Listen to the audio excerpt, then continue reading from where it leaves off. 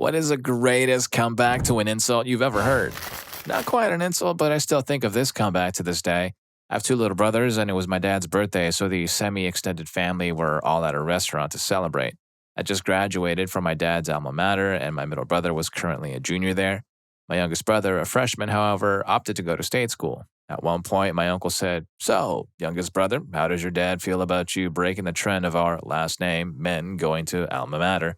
My little bro thought for a moment and then said, "Well, he probably doesn't mind considering I also broke the trend of not being able to get higher than a 3.0. The table exploded and my older brother and I just stared at each other across the table like, holy heck, did we just get brutally burned? It's especially funny because my little bro was one of those shy high school kids who went off to college and came back fun and socially confident. I was hoping that development would happen. I just never expected it to hit me in the face. Yep, seems like he was a necessary collateral. All good. Story 2. Just out of curiosity as to how good this actually was, for years I was told that my sort of comeback was the best thing that anybody had ever heard, mostly because I was the quiet kid that nobody could get a rise out of.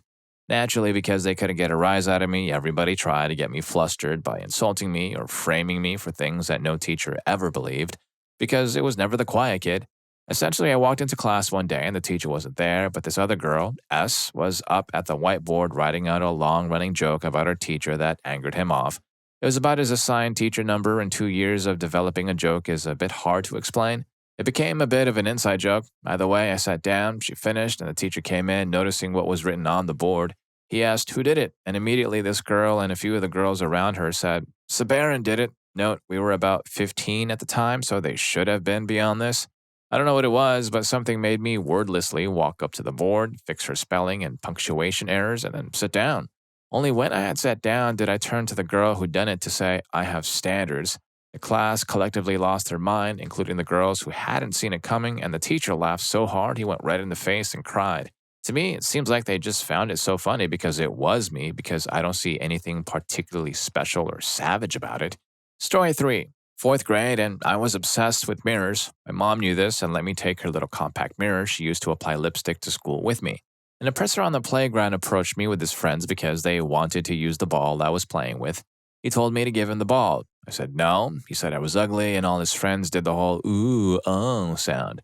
So I asked him what was uglier than uglier. He said what? I opened the mirror and showed him his reflection, and he stood there, not knowing what to say. One of his friends got the joke and started laughing, and one by one, everyone else understood until everyone was laughing. The oppressor didn't understand it, and 2 or 3 of his friends all explained it to him. To this day, I've never seen somebody's face turn as red as his did. He never bothered me again, and his friends became my friends. Story 4. When my ex and I broke up, he told me that one of the reasons was because he, quote, didn't like dating someone who was smarter than him. There were other reasons we broke up as well, but this one stuck with me. A few months later, a night of bad decisions leads to us sleeping together. We don't talk for a few weeks until he texts me. "You gave me an STD," he says. I informed him I couldn't have given him anything because I had been tested a week before we slept and hadn't been with anyone else in the last 2 months, so no chance of an incubation period messing up test results. He continues to accuse me, but eventually admits it might be one of the other people he slept with that month. He goes on to accuse a series of women in the same manner he accused me. Turns out he has a girlfriend he's been cheating on. I didn't know, and his girlfriend said she was now showing symptoms of an STD. When I asked what she had, because I clearly needed to get tested, he couldn't tell me because she refused to tell him. Meanwhile, his girlfriend is running her mouth around town telling people I've got various STDs. I go to the doctor and get tested for everything and wait. Eventually, my ex texts me. His girlfriend has a mild yeast infection. Apparently, she didn't know that they aren't an STD, and given that weeks elapsed between when I slept with my ex to when she slept with him, he never had a yeast infection, and I didn't have intimacy with her, that it would be impossible for me to give her a yeast infection. But instead of talking and listening to her doctor, she decided to accuse and spread rumors about me and another girl he cheated with. Also, she refused to tell him that it wasn't an STD. He only found out by looking up her medications, and after all that, I was mad at both of them. My ex, I haven't gotten my results back, but she told me the medication she's on, it's frickin' yeast infection. Me, well, when you said that you didn't want to date a girl who was smarter than you, I didn't realize how serious you were. Story 5. We were at my aunt's house for Christmas, and she invited a friend who apparently knew me when I was a kid. When this friend saw me, she was like, "Oh, Anastasia, look at you. I knew you when you were just a little girl." I smiled, hugged her, and was as nice as possible. You were so cute when you were little. You had the biggest eyes, and you didn't have this. She started to rub the bridge of her nose with a finger and said, the bump. Well, yeah, you were such a cute thing. I was shocked and absolutely devastated. I was pestered for having a big nose as a kid, so I was already self conscious about it. Then this witch comes in here and says that crap. Well, apparently my mother was standing near us and she just turned around and said, well, at least my daughter's not a freaking substance user, and went back to her other conversation. Might not seem like that great of a comeback, but it upset the lady enough to storm off and at some point complain to my aunt. Her daughter did have a problem and my mom went for the hit. Story 6. I was pestered throughout my educational career, elementary school, all the way to the end of high school, because I have a problem with all my tendons being tight. My Achilles were the worst with it, and I was forced to walk on my toes pretty much my whole life until I had to get surgery done to walk normal. One of my oppressors never hit puberty. I still see him in town, and he looks like an 8-year-old child still. He's 20 years old. I was minding my own business in class one time and finished a test that I took early and just started drawing. The guy took my sketchbook out of my hand and put it to the side and said, what, you can't walk correctly and you can't talk to people normally either? How about you lighten up a bit and stop being such a shutout? I have a severe anxiety disorder, and I'm also very introverted. Any social interaction gives me some of the worst anxiety. I'm only slightly getting better with it. I was sick of his crap at this point, and I said, come talk to me when you're older, kid. He was shocked at my response and left me alone for the rest of high school. I know this is probably not the best comeback on here, but it's the best one that I've come up with, and I still pat myself on the back to it 3 years later. Story 7. Me and a coworker were constantly calling each other out about our weights. Both of us were, quote, heavy, with my buddy Chris easily having me by a good 50 pounds. On this day, we were cutting pretty deep with the insults until this exchange. Chris, would you be draining red liquid or brown gravy? Bama bags. Dude, nice one. Come on now, let's be honest. You know you're so damn fat you had to sit down in the shower just so your jewels will get wet. As I demonstrate the water flowing off of his belly like a downhill skier hitting those big ski jumps, and I walk away triumphant as Chris just looks beaten. About 45 minutes later, Chris finds me out in the shop working and we have this exchange. Chris, dude, that last joke really cut me deep. You know, I am trying to lose weight. I'm on a diet. Bama bags. Dude, yeah, I know you're on a diet, but you started the damn fat guy insult contest. I can't help it if you came to battle with more weight and less quality insults. Needless to say, he doesn't play that game anymore, and he has had gastric bypass surgery now to help with his weight. And that's a good thing, as dude is cool as hell, but his weight was getting to a dangerous point for his heart. Story 8. In high school, I worked at a telemarketing company alongside a shy kid that kept to himself for the most part. The job was kind of ghetto, and mostly high school kids worked there. I observed this kid getting picked on a couple of times, and I wish I'd have stood up for the guy thinking back on it. But then one day, he comes into work wearing a t-shirt that says something like, fish fight with me, women fight over me, on the back. I took a break from calls to grab a drink from the drinking fountain and watched as this girl tapped the kid on the shoulder. He turned around and she said with a grin, I wouldn't fight over you. And the two dudes that sat next to her, who she was clearly trying to impress, started laughing. Shy kid didn't miss a beat. After she stopped cackling, he just looked at her and said, it's okay, the fish smell better anyway, and turned around like nothing happened. The dudes next to her lost it and kept telling her to ice her burn. I wanted to pet that kid on the back so hard. Story 9. I was in a crowded bar on 10-cent beer night. As you can imagine, it drew some of the finest customers to pound 10 beers for $1. Anyway, I went to the recycle beer room, which is full and has quite a line. None of the unspoken skip toilet etiquette. I was using the toilet one over from the door, eyes front, no speaking to others, as is tradition. Then this dude stands at the toilet next to me with his buddies in line behind him out the door and clearly starts trying to mess with me. Our conversation was something like this. Dude, turning to look at me. Aw man, I got a whiz so bad. Me, calmly. Oh yeah, came to the right place, I guess. Dude, yeah man, I got a whiz so bad and it burns. Me, that's not good. Dude, aggressively. I said it burns when I frickin' whiz. Me, finishing up. Sounds like you've been hanging out with this one chick I slept with. Dude, still aggressive. Yeah? What? What was that witch's name? Me, calmly. Honestly, man, I couldn't remember that witch's name for the life of me, but I think you know her better as Mom. Walked out of the bathroom to everyone erupting in laughter, including his friends, as he lost his crap and tried to finish whizzing and zip his pants up. Story 10. My younger brother, around 13, 14 at the time, was once being pestered by a group of guys near our home. He called our dad, explained what was happening, and asked for a bit of help. My dad went out there to walk him home. These kids were teenagers, so obviously my dad couldn't do anything. He was just there to escort my brother home. But these guys knew that and so followed along with them. They were doing the usual, chatting crap, making cringy jokes, and calling my dad names. Then one of them cut in front of them on his bike and said, "I'm going to call my uncle and he's going to come and roughen the crap out of you two." To which my dad replied without skipping a beat, "Why don't you have a dad that can do it for you?" The kid turned bright red. The whole group burst out laughing, and my dad and brother walked past them, leaving the fatally embarrassed child to be roasted by his mates. Outstanding move. Yeah, I bet that kid never tried to threaten anyone again after that. Story 11. Not really an insult, but this comeback haunts me to this very day. When my ex-wife and I first split up, it was really mutual, and we were mostly friendly with one another. She moved out, and I kept the apartment. A few weeks later, we both attended the same event and ran into each other among our mutual friends. Me: "Hey, ex-wife, do you know what I've been looking for all over the apartment but can't find anywhere?" Her, without skipping even a fraction of a beat: "Your wife?" Later, I got her back with something far more mean-spirited, but peers assured me that it was one of the best burns they had ever heard. I started dating again, and then my ex-wife got upset about the quote-unquote upgrade. Her: "You just had to go out and find a girl that is younger and more skinny than me, didn't you?" Me: "I didn't know I was limited to dating someone older and fatter than you. That only leaves me with like 6 options." Story 12. Last year of high school, mandatory class of philosophy, terrible teacher. This man was uninteresting, won't teach what we were supposed to learn, and too tactile with female students.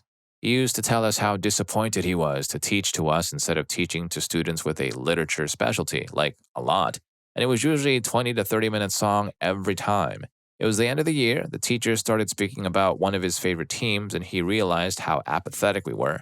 As usual, he started his "Why can't I teach to important students" speech. This time he said, "I know you don't want to be here. I don't want to be here." Wait a minute. It was a N. N was a super nice guy, not the best student, but very chill in class. He didn't speak much and usually rested in philosophy class. I'm sure he was sleeping most of the time. "If you don't want to be here," N continued, "and you don't want to be here, why the heck are we all here?" The teacher stayed speechless for some long seconds. He finally answered, "If you don't know why we're here, maybe you should go." "Yeah, I'm going to do that," and grabbed his bag and left. I'll never forget the teacher's face. It was glorious.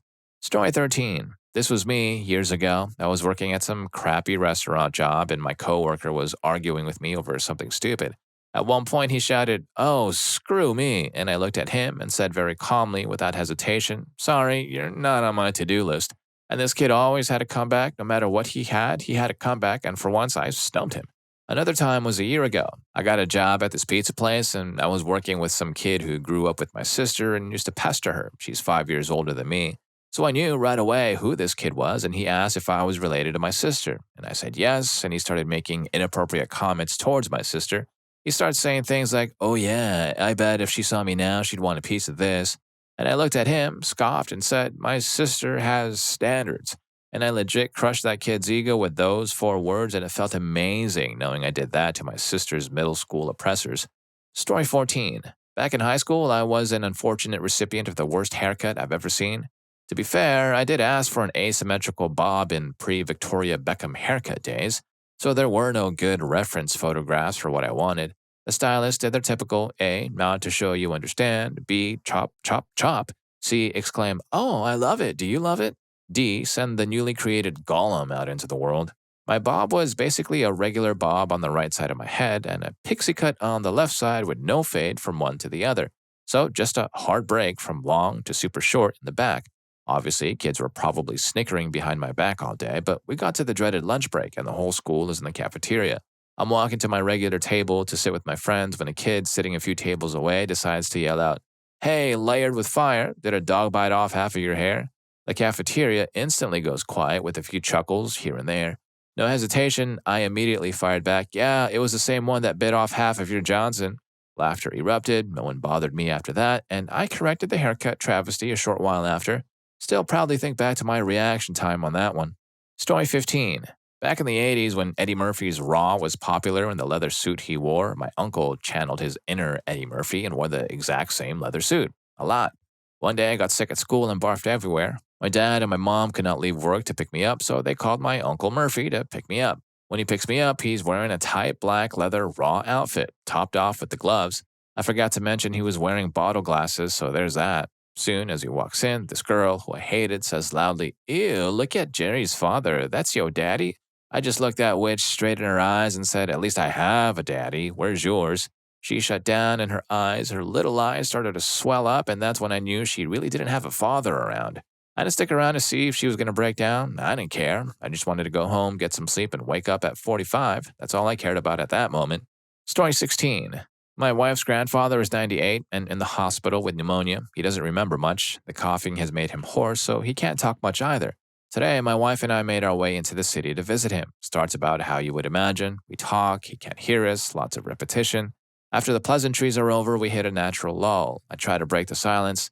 "I bet you're worn out from Billy's visit yesterday." He instantly perks up to wave me off. "Nah, I haven't seen Billy."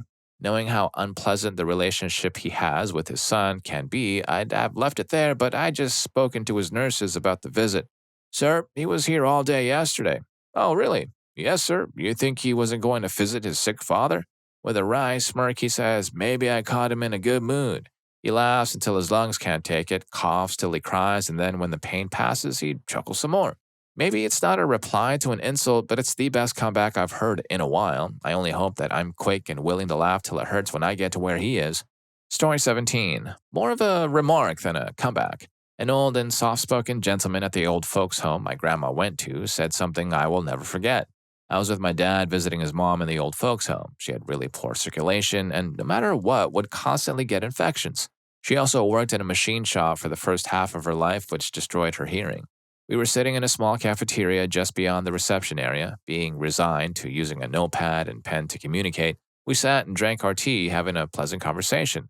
When in comes another family that sits at a nearby table. The old, soft-spoken gentleman with his daughter, and a guy whom I'm not sure of his relations all take their seats. The young man in their group is someone who talks uncomfortably loud. I'm talking several decibels above the comfortable level. We don't say anything as everything this guy says is broadcasted throughout the room. Even my grandmother looked over a few times. She was practically deaf. That's how loud this fellow was. This goes on for a while, and the old man is getting visibly annoyed. When the young guy opens his mouth to interject, the old man bellows, "No one put a nickel in you, so shut the heck up."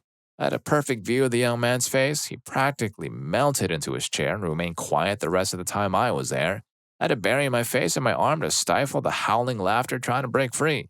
And if you're enjoying the video so far, please don't forget to hit that subscribe and like button for more videos just like this. On to the stories. Story 18. I'm a bystander to a lunchroom argument between a group of boys and girls. One girl from the girl group goes, "I don't care, Jay got a little meat anyway, hun. Period.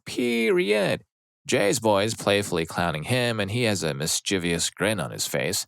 The cafeteria calms down, and time seemed to stop, and it seemed like everything in the universe was focused on Jay's hyped-up comeback. Everyone got quiet as he tried to speak. It was like everyone was waiting for a baby to say his first words. Jay finally gets the perfect quiet moment and lets out a subtle, "Still beat, though." That moment, the cafeteria caught on fire, and fire drills went off, and everyone rushed outside of the school. Turns out everyone was so focused on Jay's comeback that everyone stopped what they were doing, and cafeteria workers weren't watching the thing they had in the furnaces in the back kitchen, and it caught the artificial meat on fire, which combusted and spread like wildfire. Craziest day I've ever made up. Story 19. It isn't one I've heard, but it's one I've said. There's a bit of backstory for it to make sense.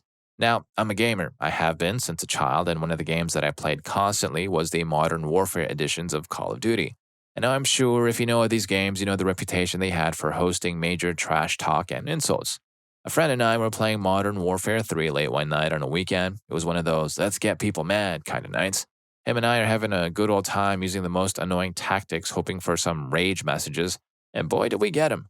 But one person specifically messaged me multiple times saying the standard COD insults, stuff like, "You're in your mom's basement, you have no skill," basic stuff. But then he messaged me again with a simple, "I bet you have 2 dads." My response, "That's 2 more than you have." I didn't hear from him again, but as a bonus, my friend messaged the same person, set him up to use my comeback to see if he would steal it, and he did. I figure that solidifies a good comeback. Yep, I bet that guy is still recovering from that burn and at the same time, still using it.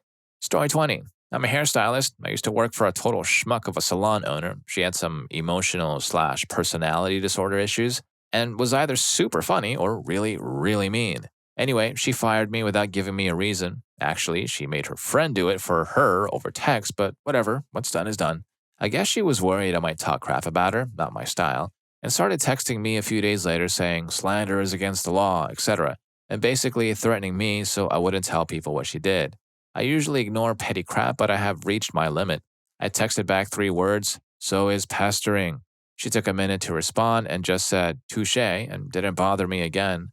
I know it wasn't the wittiest thing in the world, but man, does it feel awesome to actually stand up for myself and without escalating the drama. Story 21. My dad still likes to tell this story as proof that he succeeded in making me a sarcastic schmuck. I revel in it because I'm usually horrible at comebacks. So, my sister's ex-fiance, who lived with us at the time, former, so we thought user, was genuinely a schmuck, mentally/emotionally cruel, the works. Comes trotting in one day as we're all sat in the kitchen before dinner having family time. He's all excited. Mind you, I'm a 16-year-old who didn't really speak up or get heard most of the time in conversation. He yells, as schmucks do indoors, guess what I found on the side of the road? I, expecting no one to hear me, monotone as angsty teens respond in the quiet moment, your dignity? I don't think I ever seen a man's face deflate that fast before my dad, red in the face, can't breathe, slaps my hand and fist bumps my brother. The guy just turns and walks out of the room. I almost felt bad, until my sister kicked him out and drove to Colorado, caught up with his friends, and scaled a 3-story building and threw a television antenna at a cop car. I don't feel bad, I was right. Story 22. Well, when I got Endgame spoiled for me at my university by someone who I cannot stand, I have no idea who let her into our side of the floor. I went off to my dorm, mad. She comes in later to apologize. I think I was watching D&D on my laptop or something like that. Something great that she does is when someone is mad at her for valid reasons and they don't immediately forgive her when she apologizes, she gets angry back. All right, so before she can even begin apologizing, I point straight towards my door and tell her, see that? That's my door. Now show yourself to it. Now, among my friends and my floor, I'm known as a pretty nice guy, if not one with a short temper. So this was totally out of character for me. The room erupts in laughter. This is when she gets angry at me and says that she doesn't have to take my crap. I respond fairly simply with, neither do I, don't let the door hit you on the way out. She then decides to leave after the room erupts into laughter again, wishing me a wonderful night. I respond with, that makes one of us, and that was that. I don't know, me and my friends find it funny. Story 23. I worked for Firestone in like 97, and we had a meeting where an executive, George maybe? I can't remember his name for sure, it's been a while, but that's what I'm going with here, who worked for the New York Yankees, wanted to do a promotion at an upcoming baseball game. Free tire giveaway? Crazy, I know, but I think that's what it was. Anyway, one of our promotion managers, Riley, was a pretty decent dude and would bring some awesome food for the meetings and in addition was pretty quick-witted. This meeting, he decided to bring chilled cooked shrimp and the Yankees exec was digging in like he had never had shrimp before. It was pretty impressive. At one point, he was like, let's see how many I can fit in my mouth, just seriously getting after it. Riley lets him go for a minute before he finally says, George, the ocean called, they're running out of shrimp. Everyone in the meeting starts laughing. It was classic Riley. George calmly grabs a napkin and starts wiping his hands with a smirk on his face, almost as if he was expecting this, and says, oh yeah, Riley, well, the schmuck store called and they're running out of you. Without missing a beat, Riley immediately comes back with, what's the difference? You're there all the time, bestseller. Total buster, and we can't control ourselves as George is obviously flustered at this point and in desperation blurts out, oh yeah, well, I had intimacy with your wife. Complete silence from us all, and George's sense of self-satisfaction immediately drains from his core as one of my colleagues leans in and quietly tells him that Riley's wife had recently gone into a coma.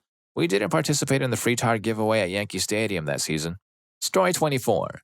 There's always that one guy. They think they know more than literally everyone and have to argue every slide against them, right? Well, that guy had it out for me. We got into it a dozen or so times over 8 months. How could someone 20 years his junior consistently come out at the top? Well, one day my teammate and that guy got into it on the race course. I told them to knock it off and we'll discuss it later. Later finally comes around and we kind of let it go because we won and we're in the right. No reason to get him disqualified for a minor rule violation after he had already lost. Sadly, after sulking around for half an hour, he comes up in a fuss and starts arguing rules. Nothing stands out, but he had to come back for everything I said. If you want to discuss rules, you have to contribute as well, bubs. Needless to say, things started to get out of hand as he was growing more and more heated. How could he possibly lose? Side note, the prior week he got into it with a professional coach on this exact rule. He was wrong then as well. I started to walk away to grab my rule book to show him when I hear him huff and puff. Well, you guys are a bunch of rich schmucks. My buddy, who was essentially face to face with him, yells over to me, Hey Shen, did you hear that? When did we get rich? I think I added something about him being at least partially correct this time. The whole time I thought the confrontation was comical, but it had just ticked over to hysterical. Maybe not for that guy. He and my teammate continue with the insults when I hear that guy use the classic grade school comeback, No, you're a. It's been too many years. The insult itself is irrelevant to the fact that he had to resort to that. Without missing a beat, my teammate responds, Oh boy, you've been thinking about that one all day, weren't you? Finally, he stormed off in a huff like the balding child that he is. The first of far too many confrontations with that guy.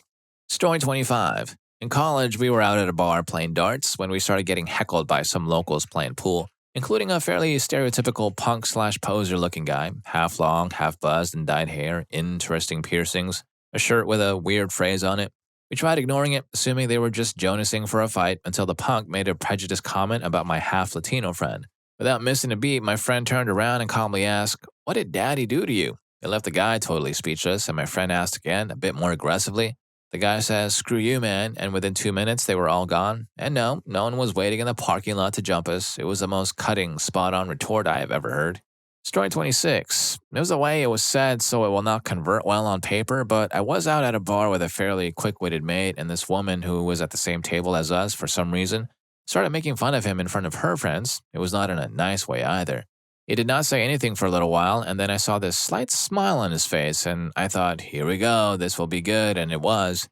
He says to her, Look at you, what are you? At best, a 6 out of 10. People like you should not be allowed to places like this after dark. I only remember the at best 6 out of 10, and you could see it cut right through her. She had a full cocktail on the table, as did her friends, and I noticed they were left there untouched. She deserved it, starting up on someone not bothering her. My best ever moment, as I'm only good at thinking things up 5 minutes too late, but that night, I was on fire. Again, at a bar with a mate, and this young chubby girl of maybe 20 or so wanted my friend to leave so he could dip his stick into her. She was being quite irritating, and as we were talking, she said quite loudly, How old are you again? It was said in a way to embarrass me and convey that she was not happy that I was keeping my friend out.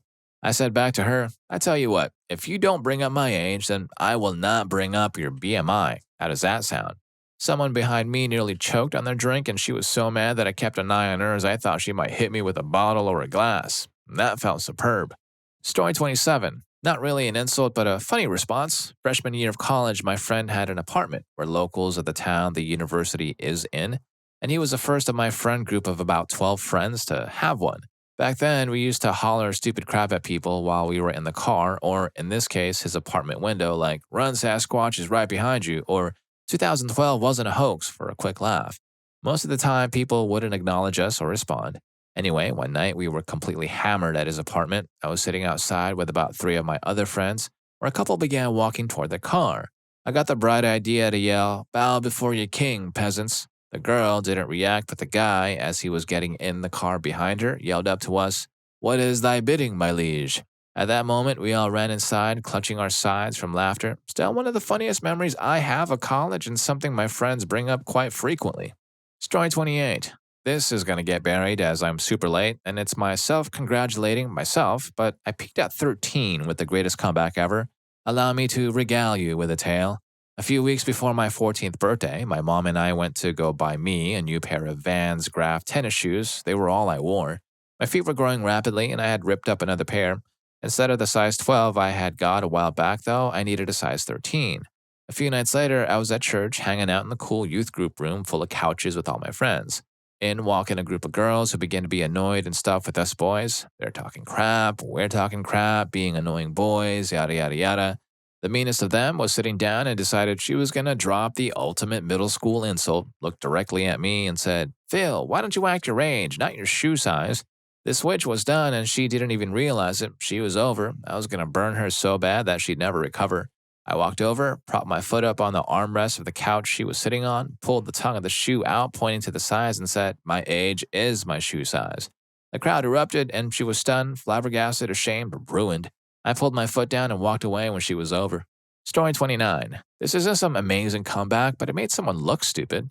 I got a job in my 20s working for some low voltage company, doing a lot of new schools in South Florida, all the burglar, fire alarm, CCTV, Cat 5, and my company also had a high voltage side. Their main electrician was freaking mean to me all the time, constantly, and I worked with my friend. He got me the job, so I was like not very confrontational. I'm not, anyways. So, like a year in, my GF at the time calls, found out her mom passed away. I took a week off. I knew this lady almost my whole life. She was awesome. We never got time off, like 7 days a week out of town for months at a time. I came back after that week. Schmuck electrician is sitting on this bench outside the school. Me and my friend are walking in. So the schmuck says to me, "Way to earn a paycheck, Ren." I didn't get a paycheck. I was home all week. Like, it seems very stupid, but he always talked crap, and my friend Mikey was laughing so hard about it, the guy didn't really know what to say. I didn't like put him in his place. I just made him feel dumb by pointing out that's not how paychecks work. Story 30. I've roasted this kid 2 times throughout my school year, but surprisingly, we're still friends to this day. So, the first story, my favorite supply teacher came to school to fill in for my homeroom teacher. And the kid I roasted, let's call him Liam because I don't want to use his real name, always hangs out with this girl named Jenna, not a real name either, and me and my friends make crappy romance jokes about them. So when the supply came in, Liam said, "Oh, look, it's your boyfriend." And since that was the day Liam went to Jenna's birthday party, I was like, "Well, Liam, we all know that you're going to clap Jenna when you two are the only ones left at the bowling alley." Liam was silent for 2 periods and went to the bathroom for over 10 minutes. And since a majority of my friends are guys, one of them went to the bathroom to check if he was crying, and to my surprise, he was. The second story took place about a month ago, and it took place during science class. Liam was getting salty with one of my friends, and I said something. I don't remember what I said. And Liam was like, "Shut up, you look like a dude." I'm a girl, and I've gotten that more than like 50 times, but I don't have a guy's haircut.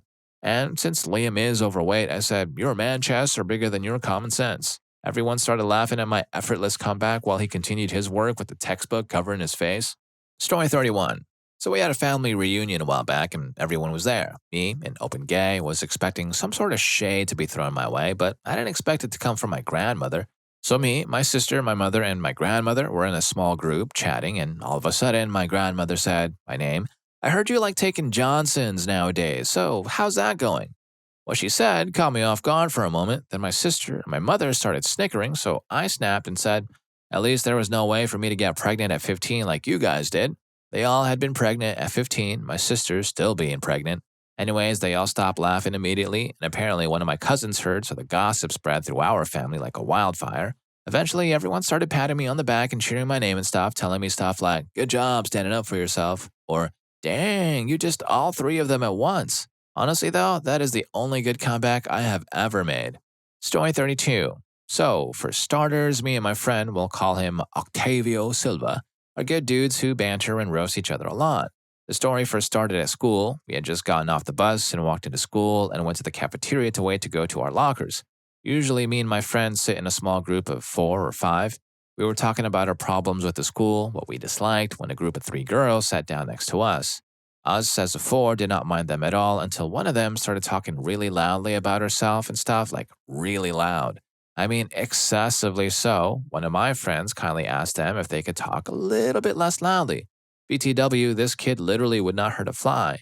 And the person talking loudly looks directly at my friend and tells him to shut the hell up. Imagine somebody who looks like Lana Loud from the TV show to shut the heck up. My friend, Octavio Silva, is a god high-key at clapbacks and says something to the point of, "We don't want to hear about you, you're uninteresting." And she proceeds to tell him insults, then because he's bipolar, he snaps and says, "Get the heck out of here with that BS and your short Jackie Lynn-looking self." Then said, instead of telling your opinions and problems to them, talk to the trash can, and then proceeds to point at the trash can. Then my friend group leaves the table. Story 33. When I was around 16, me and 2 more guys were chilling at one girl's house with her friends. It was an evening that was not very special. We were chatting, drinking beers, and smoking. At one point, I needed to use the bathroom, so I rushed there. But once I got there, I noticed that I'm really hammered. I don't know what happened in my stupid head, but I decided to kneel on my knees to not spill my mess all over the toilet seat. So once in position, I start whizzing, and then suddenly the door opens and the other guy sees me holding my thing and kneeling on my knees. He immediately starts shouting throughout all of the house that I'm whizzing on my knees. As soon as I left the bathroom, I stared at the guy, and out of nowhere, I said, "If you had a bigger Johnson, you would have understood it." Boom, all the girls start laughing, and I just calmly sit back on the couch while taking a sip of the beer. I know it sounds really dumb now, but back then, oof, it felt really good. And if you thought any of these stories were pretty good, here's more for you. YouTube thinks you're going to love this. I'll catch you in that video.